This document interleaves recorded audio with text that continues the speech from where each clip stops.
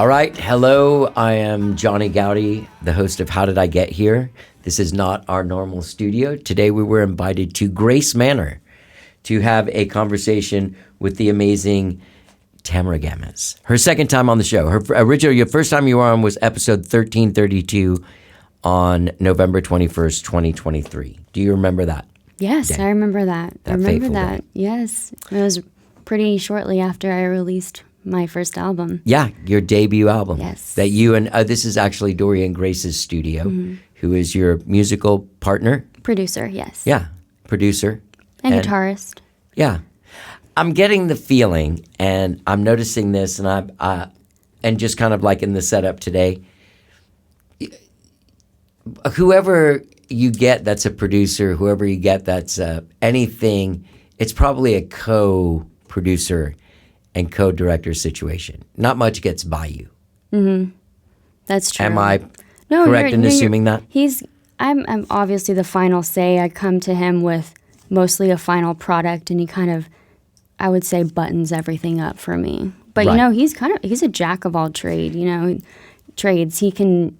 Oh yeah. He can photograph. He's shot all my music videos. Amazing photography, beautiful It's just, video director. I mean, he knows how to work a drill.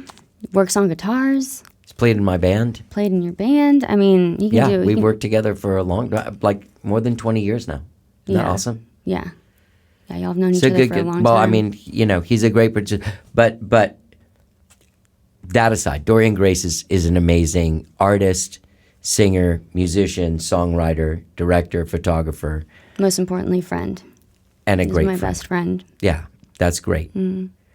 Having said that, what I'm trying to say is there's artists in this world, and I'm going to use a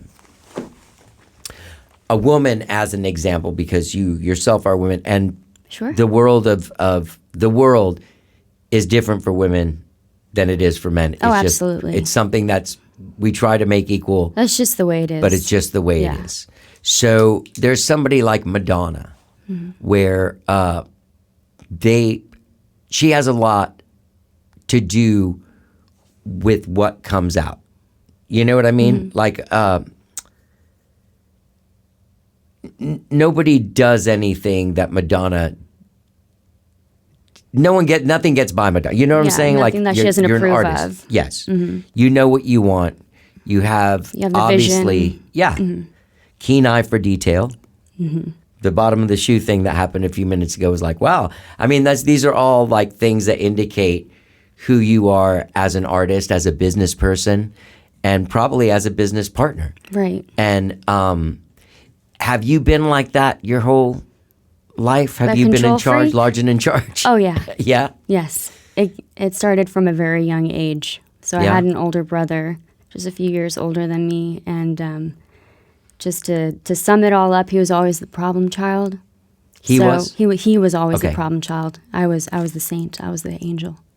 I'm just kidding. But what? But what I was about to say was that since he was always the problem child, I was always kind of put in the back burner. So I had to learn a lot on my own. My parents gave him a lot of attention, and so I felt like I needed to have more control in a lot of other ways because of that situation that I was brought up in. Yeah. And it's kind of where I get the control freak. I wasn't going to use that term because sometimes people get upset by that, but yeah. I'm not offended by it. Okay, good.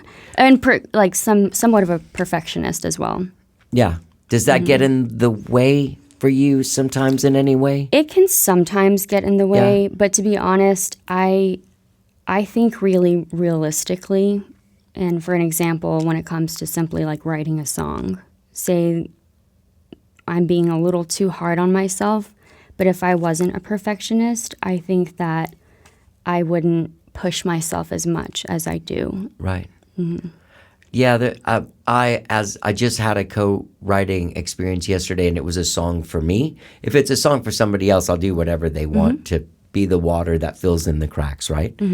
But if it's my song, I have to kind of come in with the idea because I don't want it to sound like something I wouldn't. You know what I mean? Exactly. And I found myself being very asserting myself a lot yesterday in a way where I kind of was like, apologizing as well. Like, hey, I'm not trying to be a jerk. I'm just, But critical, kind this of. is my, I have to sing this. This is going to be my song Yeah. forever. Even though we're all writing it, this is going to be associated with me. So I should have the final, you know what I mean? One of those Yeah. things where you should have the final say and all Absolutely. that stuff. Yeah. I don't think that that's bad. I mean, I think that that is something that it can get to a dangerous place, you know? Sometimes I think artists like Prince that became so insulated that he kind of didn't have any, like he kind of became a little insane from insulation and control needs. But I think as long as you keep it in check, it's the drive that keeps you going. Somebody like Madonna who's done this forever and, you know, on a pretty massive scale. Yeah, I like to say that I have a decent balance Yeah. of it, you know. Yeah. So I think it, like I said, it pushes me to strive to be better. And also, I mean, I want the best product and I know what I'm capable of. So if I know I have that extra 10% in me, I'm going to go for the 10%. So. Yeah. Well, that leads me into Toy Chest, your short film and video that just came out. Congratulations. Thank you. Thank Yeah, you. man. It is.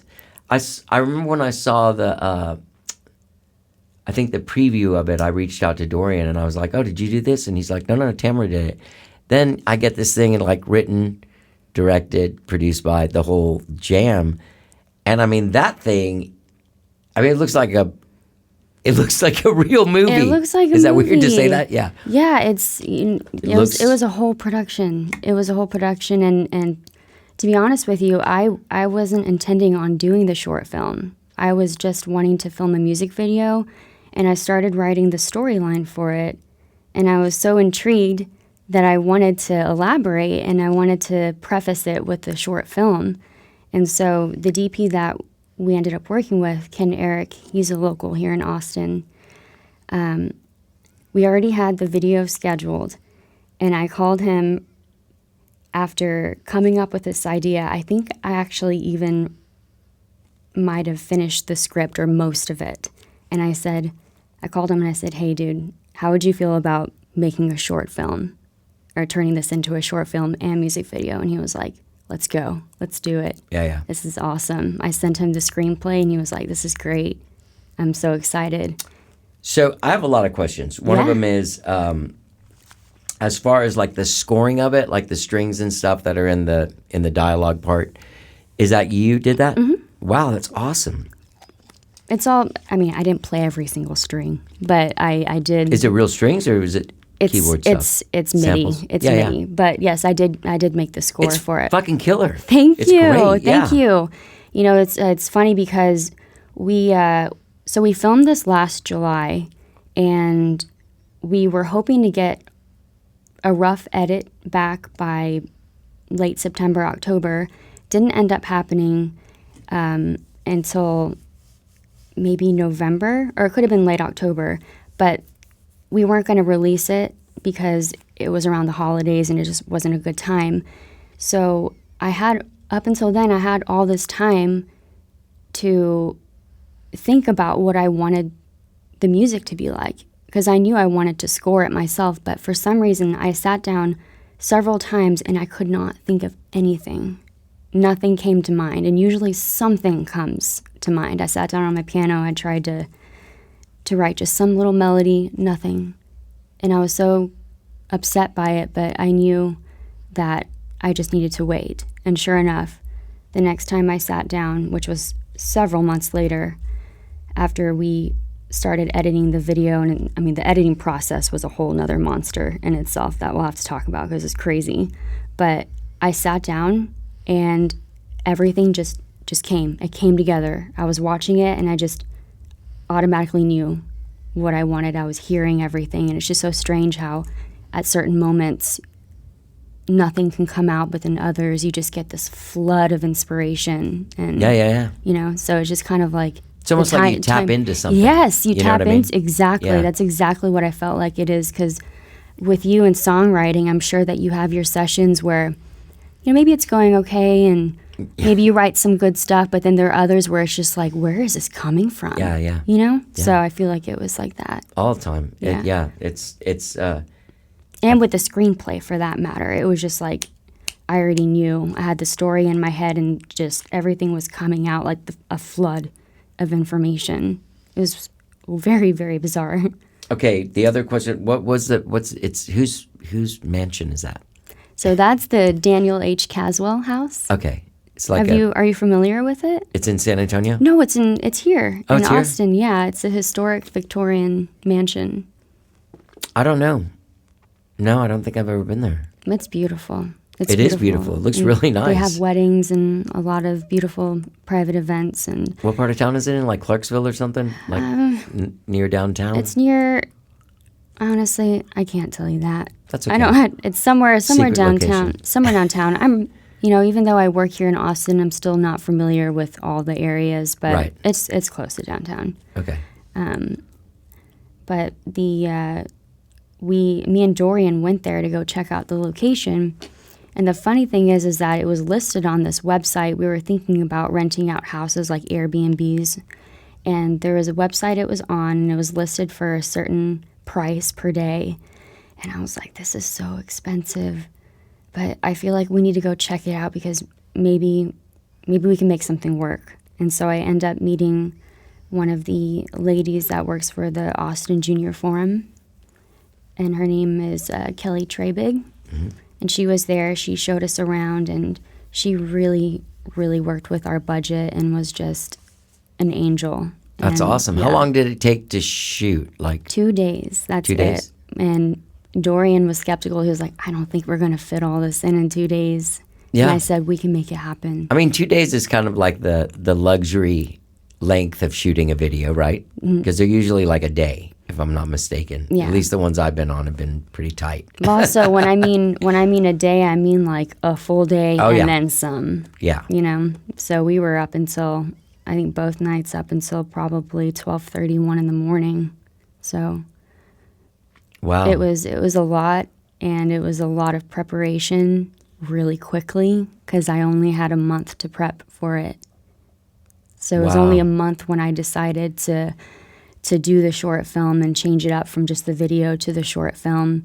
Hired the actors. I was a casting director as well. Okay, that's on here, casting. Yeah. Because there's a lot of people in there, and they're good. They're great. Yeah, they're really good. And you're really good, by the way. Thank you. That's my first time acting.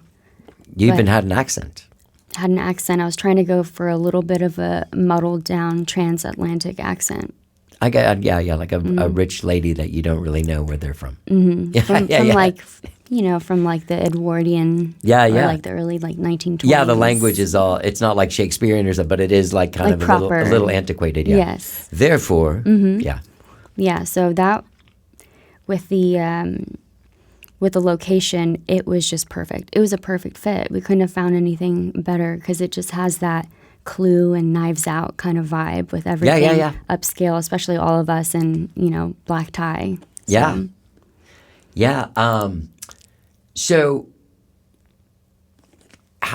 it must have been difficult. Like, was somebody judging your acting?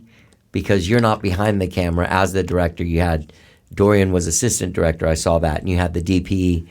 But there also has to be some kind of sense of like, someone I mean, kind of monitoring, policing the acting stuff. Was that your kind of role as director?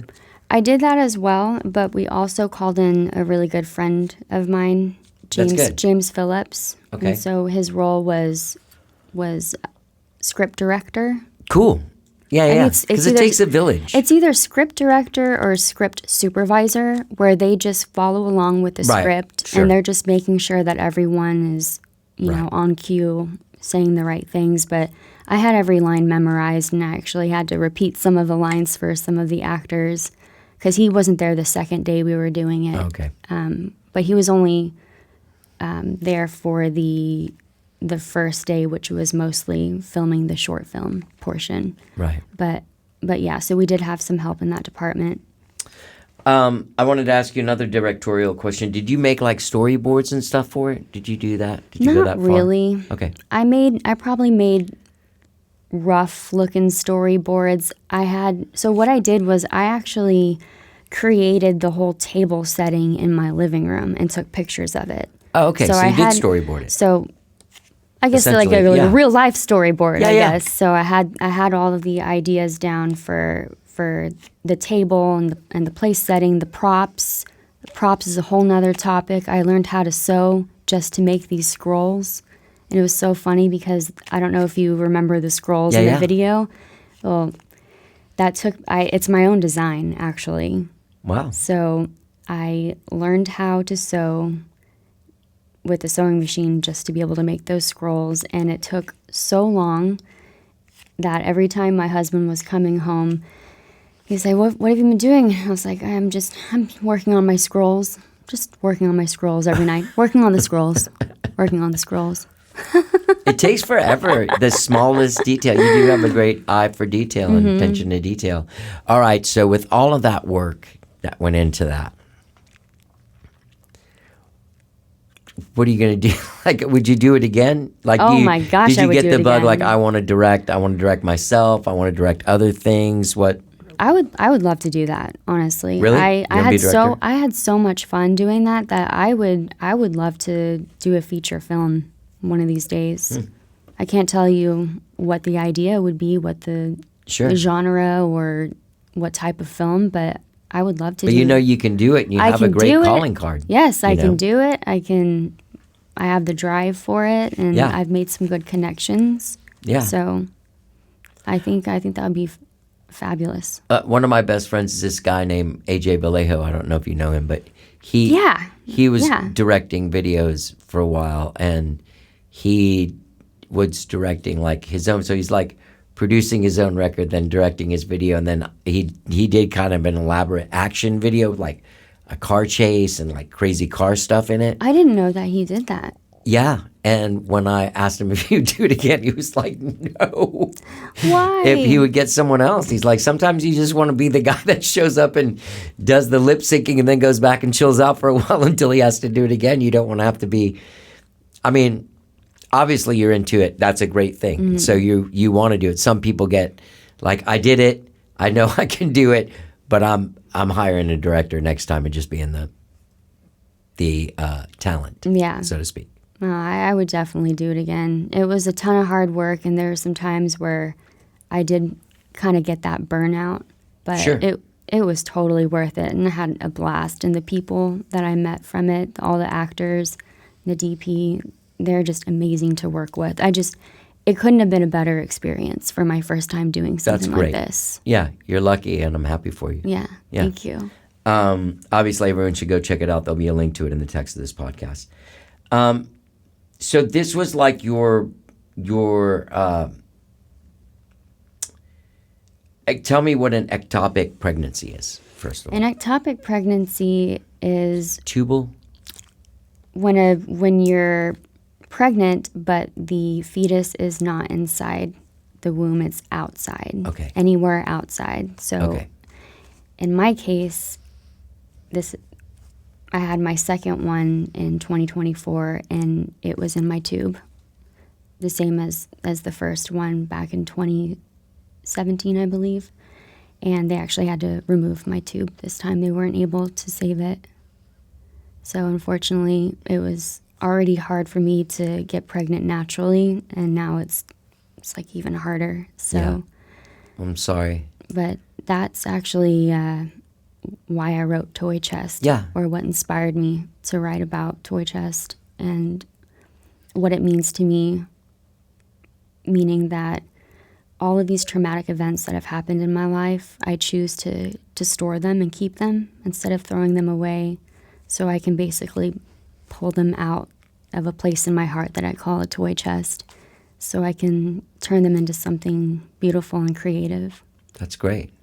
That's healthy. Yeah. And it's like, it's weird because I don't want to say that I like the horrible things that have happened to me, but I think I want to say more like I appreciate it and I've learned from it and I take what I can Sure. from it to make me a better person. I mean, that's what's made me who I am today, and especially as an artist with all of those experiences, and it gives you something raw and real to write about, which is super important. And I love being transparent, and I love showing that in my music and hopefully connecting with people in that way, especially with touchy subjects like that and personal things. Yeah. Yeah, it's one of those things I think that defines. Yeah, there's people that are really good at the craft of songwriting, and you're really good at that too. But you're also like coming from a very real place and working some personal stuff out in the songs. Right. And it is therapy. It's therapy. And I suffer from a lot of anxiety, and honestly, the only thing that helps it instantaneously is when I pick up my guitar and sing. It's the craziest thing, is I can take medication, but nothing helps it like music does. I don't know what it is about it, but it's just, I don't know if it's because I'm working some part of my, working through it, and also like working a part of my brain that distracts me from that feeling of anxiety. But I'm telling you, it's like instantaneous. And as soon as I stop, it'll come back. That's amazing. It's weird. I think we're really lucky for that. Does that anxiety travel into performance at all for you? Do you have Performing, I have the normal kind of nerves when I perform, but never to the point where I can't perform because I have anxiety. With the type of person that I am, I basically just snap myself into character, and I have to say, let's do it. Yeah. I saw you doing some solo acoustic thing on a radio station in San Antonio. Yes. That's awesome. Yeah, that was so much fun. I also saw a video of you and Dorian doing hey, this is Tamara Gamez. You're listening to KBZWE. Yeah, so we've been getting a lot of attention from the local radio stations, and hopefully we can reach out to more around Austin, the surrounding areas, and just get more attention, and just we're really trying to push Toy Chest. Yeah. As much as we can. Yeah, you've got to. I mean, you invested a lot of time, and obviously there's a lot of, I mean, that video looks like it costs some money. And most people that make music know that it's difficult. Like, some people are just grateful they have a bro with an iPhone and a steady hand and they can make a video. Well, it's actually really funny because most of the things you see in that video are from my husband's Goodwill purchases. Really? Except for these chairs. That's good. These were quite expensive. Well, these are nice. But most of the props that we used for the video, I already had, or my mom had. My mom also came to the video shoot to help out. She was such a blessing. That's awesome. Yeah, and I had a really good friend, Chandel. She also helped out. So we titled them set dressers. Yeah, in the credits. Yeah. So, but yeah, everything just came together in terms of the production and props, and so it really didn't cost as much as you think it would cost. It just looks like that. That's good, though. I mean, that's another great asset to have on your side, is to be able to make things look more expensive than they cost. I mean, the house helped. Yeah, 100%. The house helped, and just having everyone and dressed beautifully helps for sure, elevate it. So yeah. Okay, so back to the solo stuff. Have you done like solo acoustic performances? No, I have not actually. This is really the first time I've done it on radio, and that was actually my first live radio interview and performance. Oh, it was? And it was so much fun. Good. But I've never done a straight acoustic show before, but that's something that me and Dorian are talking about, that just because we're going to be playing more on radio stations, and we've been asked to do some more interviews and performances live. That's great. And so we're thinking, well, why not maybe do an acoustic show here and there if we get an offer? But I'm mainly trying to focus on finishing my new album. How far away are you? Because you've got a couple of other singles that are out, Come What May and Nocturnal. So all three of these songs, Toy Chest, Come What May, and Nocturnal, will all be on the new album? Yes. Okay. Yes. How close are you to finishing? Well, I want to have it done by early next year, probably February or March. And if we work really hard, I think we can make that happen. Okay. There are a lot of songs that I have that are pretty much done. Some of them one of them we even have recorded. We kind of just need to like button it up, remix it a little bit, have it mastered. But I have a ton of material this time to where it's honestly going to be a little hard to choose. Really? That's good. So it's better to have that than not enough. Yeah.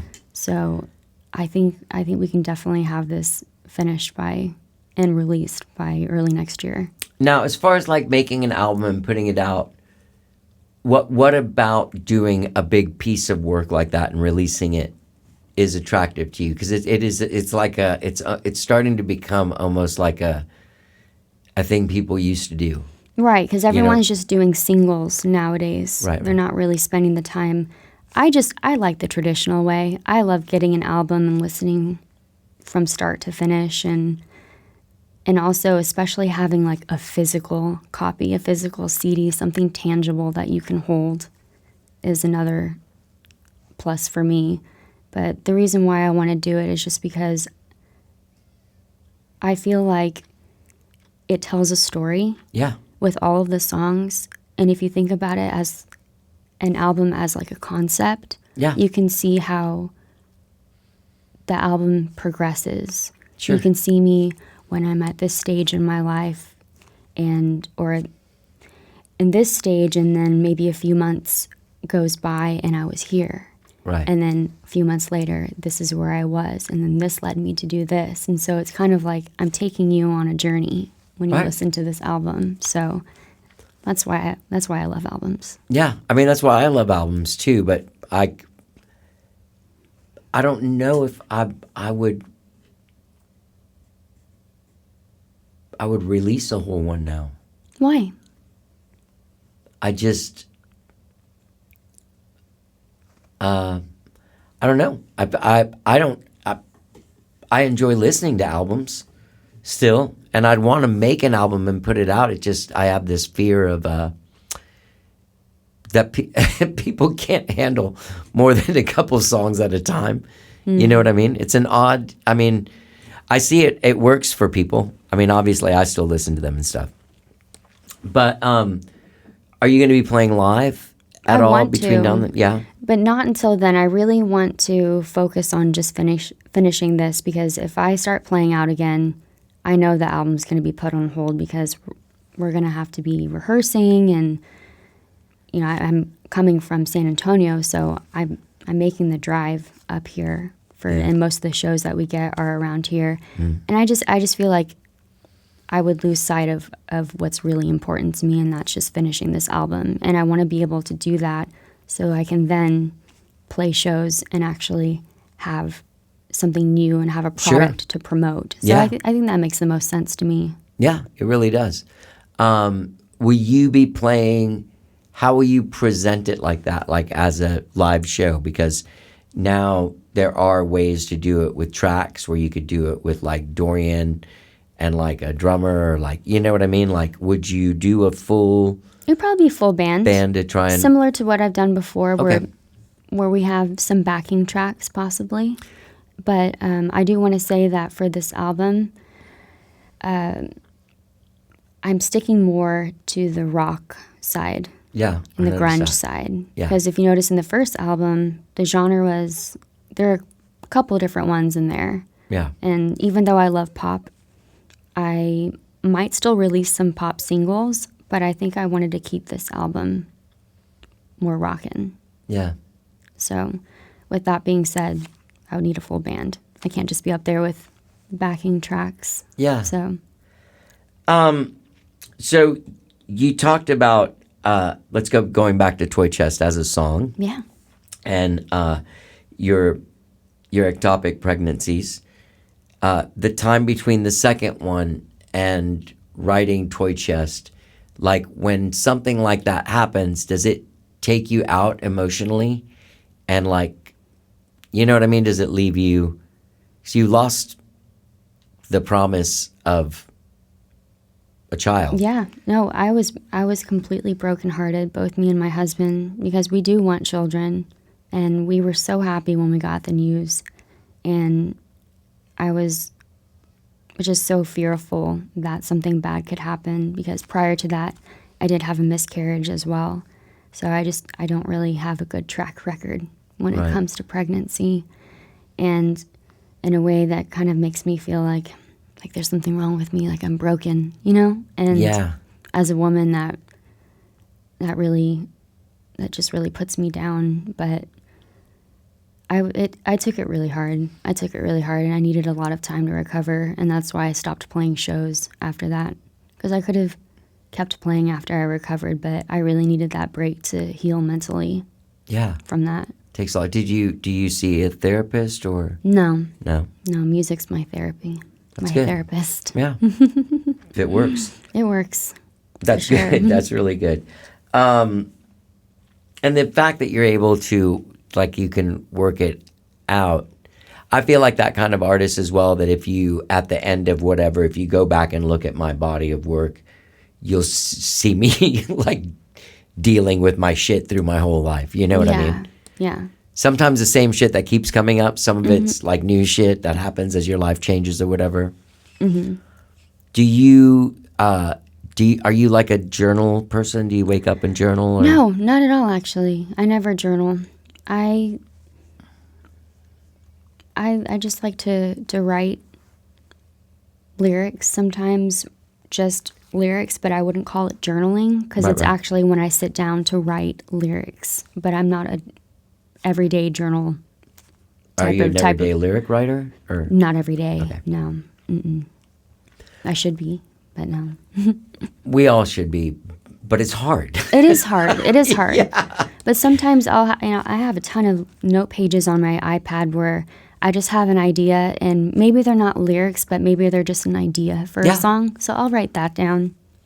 That down, or maybe like a really catchy phrase. Yeah. Or something like that. Or do the music ideas come to you like when you're out walking around, or do you sit down and do you, like, anytime, like from the day before you sit down and write a song, do you say tomorrow at noon I'm going to sit down and work on something, or do you get struck by some kind of inspiration, stop everything and go right to this thing and feed the monster or whatever, you know what I mean? I think it's all of the above. All it of the just above? depends. Yeah. Sometimes I can have an idea in my head. Maybe it's just a melody that I start off with. Yeah. Or, like I said, like a catchy phrase. Yeah.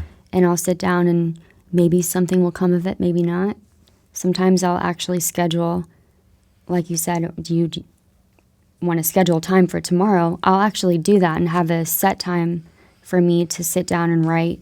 Because if I actually force myself to sit down and write, I can always come up with something. It might not be the best, but I can come up with something. Right. But for Toy Chest, it was one of those songs where I was right in the middle of the grieving process, and it just felt right to pick up my guitar. And the song, I wrote it from start to finish within an hour. Those are the great ones. Yeah. Did it come to you first conceptually? Like, or did you? I didn't know exactly what it was going to be. I just picked up my guitar and I wanted to use it as like a therapy session. I was like, yeah, I feel inspired right now, and I don't know exactly if I'm going to write about this specific situation or maybe something to do around it or something else to get my mind off of it. A lot of times I'll just sit down and start playing chords. And then I'll start thinking of melodies. That's usually my song process. The writing process is I just sit down with my guitar, start playing chords I like or a lead line that I like, and I'll start thinking of melodies, and sometimes just random words start coming out. Like literally, like just words will start coming out. And with Toy Chest, it just happened really fast with the writing process. Yeah. Were you conscious of what you were writing and giving it structure as it came out, or did you write all the lyrics and then sit back and go, "Oh my God, that's exactly how I feel," but you didn't really? I did structure it. So there are songs that I write some lyrics to that I don't exactly know what they mean at the time, and I might have an idea, but then some where I'm like, I think I can interpret this in a couple different ways. and I'm not sure exactly what I mean by what I'm saying here, but I know this feels right and it sounds right to me. But for Toy Chest, it was structured. I knew what I wanted to say after sitting down and getting the first couple of lines. Yeah. That I've been to hell and back so many times, dual citizen. It's like I'm going to be writing about. I'm going to be writing about all the stuff that has led me here, led me to this dark place. But I like it because I'm able to sit down and write about it right now. So I'm kind of going to make it. It's dark, but at the same time, it's also positive. So it's looking at it in a better light, so to speak. Going back to the album thing, can I ask you this? Do you remember the first whole album that you connected with? That you listened to start to finish, like all the time, My every day? favorite was Avril Lavigne, Let Go. Yeah. Oh, yeah. Was that the Complicated album? Or? Okay. That it wasn't my first album. There are a ton of other albums, but that was the first one. But that was the one that I just adored her. I loved her. I wanted to be her, and I've always respected her as a musician, as an artist, especially a female artist. And me being so young, wanting to learn how to play guitar and be a singer, and I looked up to her, and she's always been a huge inspiration to me. Yeah. So that album has a special place in my heart. Yeah. Is she still out there doing? Oh yeah, she's still around. I can't tell you what her latest singles or albums are, because it's not the same to me anymore. No. I don't really like the direction she's going. But I wouldn't.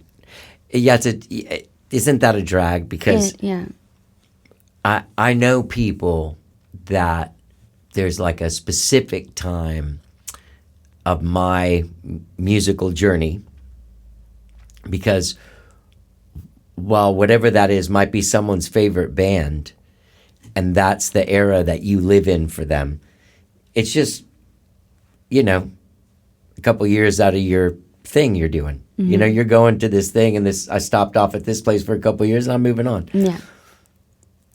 But that happens to me as a fan too. It drives me crazy because sometimes I'll talk to people like, hey man, you gonna do that thing you were doing 25 years ago again? You're like, no. I don't want to do that. But you can see, I have that as a fan with people like, I don't like their new stuff. I want to be like the old way. Yeah. But then you got to progress. You do. And people change. It's their artistic expression, and how they've changed and who they are now instead of what you were listening to 15 years ago. They're different person, different time in their life. So it makes sense that the music changes a little bit. Yeah. Writing style. What is something you've been listening to lately?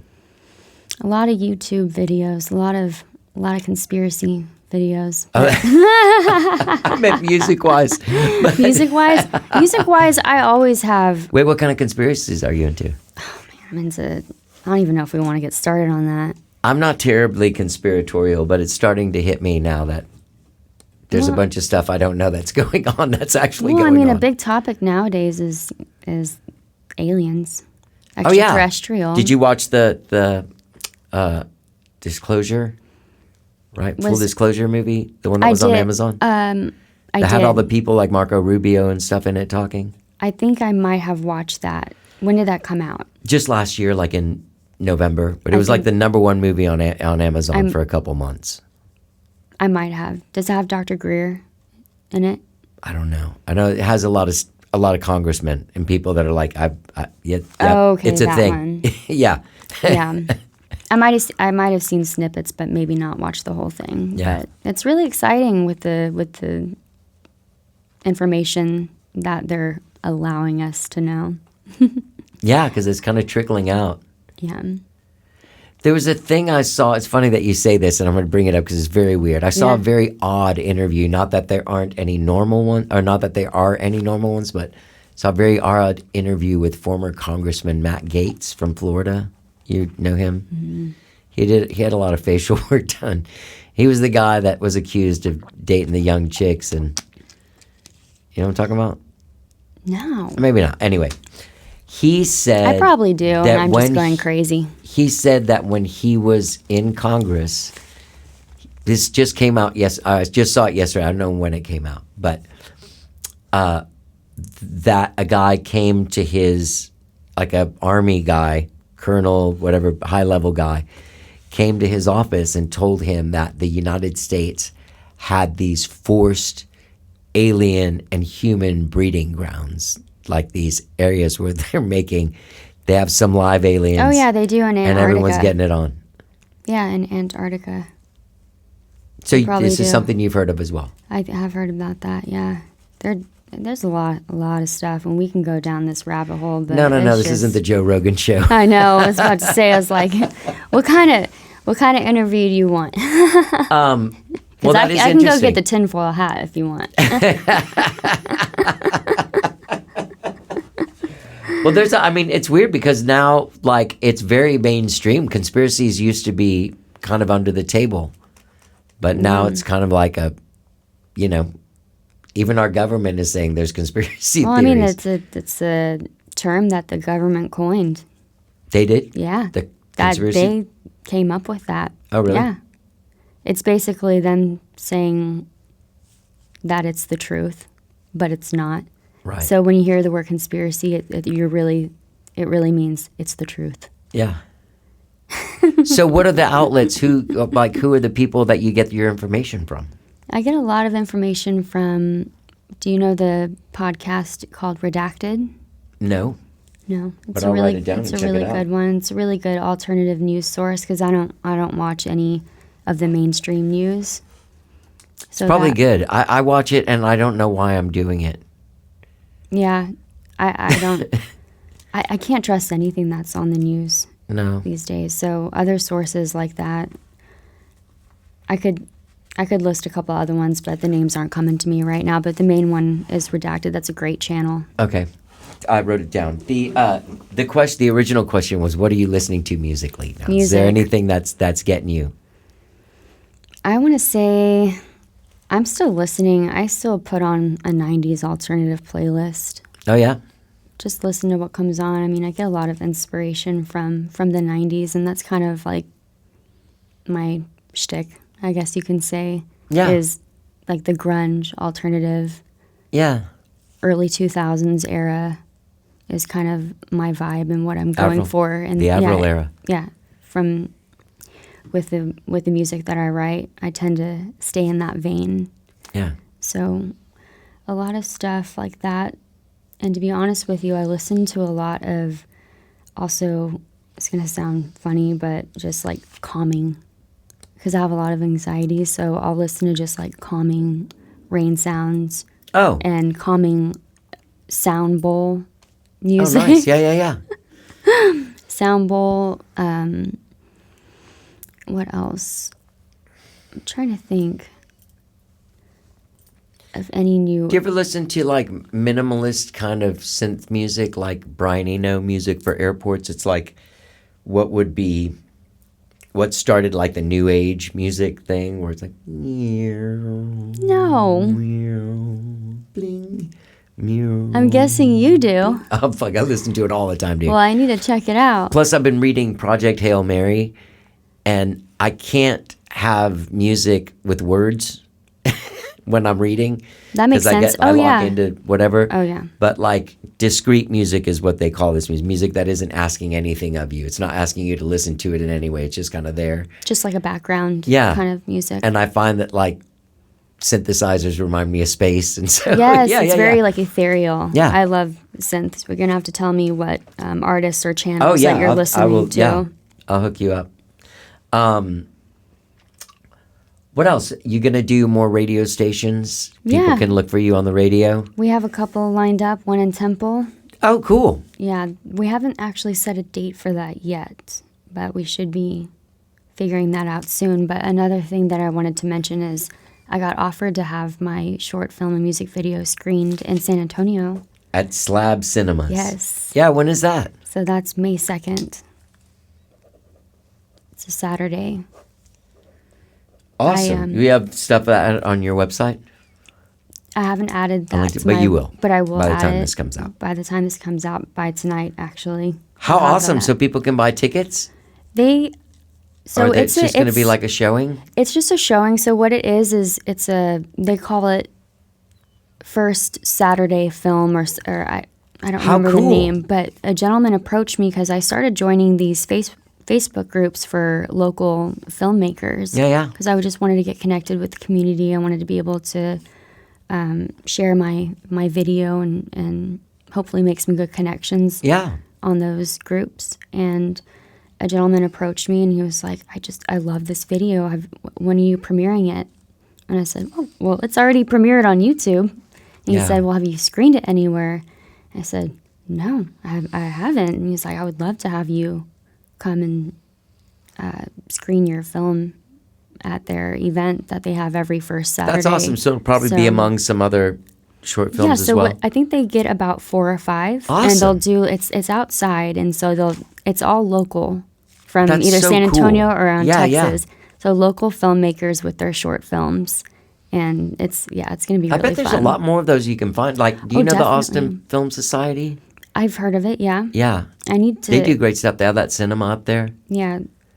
I need to join more. I'm trying to join more of these Facebook groups because it's a really quick and easy way to just get connected with these communities. Yeah. So. And the Austin, I mean, it's Richard Linklater runs it, so it's pretty cool. Yeah. Yeah. Well, congratulations on all that stuff. Is there anything else I'm missing before we go? Sure, it's nice catching up with you. Oh my gosh! And yeah. congratulations, this video is amazing. The short film is amazing. Sorry, I should refer to it as a short film. I've been calling it short film and video, or you can just call it video. Yeah, whatever it is. Congratulations. Thank it's cool you. to see someone doing something for art's sake. You know what I mean? I wanted to expand my creativity as an artist and through the music too. So why not? Why not try something new to kind of expand off of that? Yeah. Well, I want to thank Dorian Grace for inviting us to Dorian Manor to Grace Manor to have this lovely conversation, for filming it. This will be available on the YouTubes. I'll put a link to it in the text of this podcast if you want to watch it instead of just listening to it. And there's also if you're watching it and you want to just listen to it because you're tired of our faces, you'll be able to find links to that on there too. Tamara, congratulations, and thank you so much for doing the show again. Well, thank you for having me, Johnny. It's always a pleasure. All right. I'm Johnny. This has been How Did I Get Here? Let's get down.